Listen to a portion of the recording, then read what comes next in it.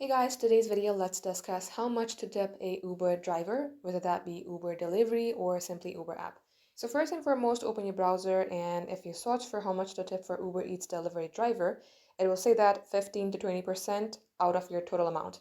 For example, if your total amount was 100, you need to tip at least like $10 to $15. But that is not mandatory, but if you would like to be humble and generous with your tipping, you can also see how tipping works for driver with Uber.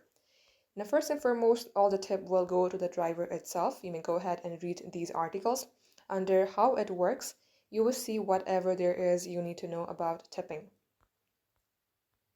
And likewise, all these FAQs will help you as well. So once you tip the driver, they will be able to simply take it out or cash it out within a month. And likewise, guys, these are the things that you need to know. And you may go ahead, read these articles and explore this at your own pace.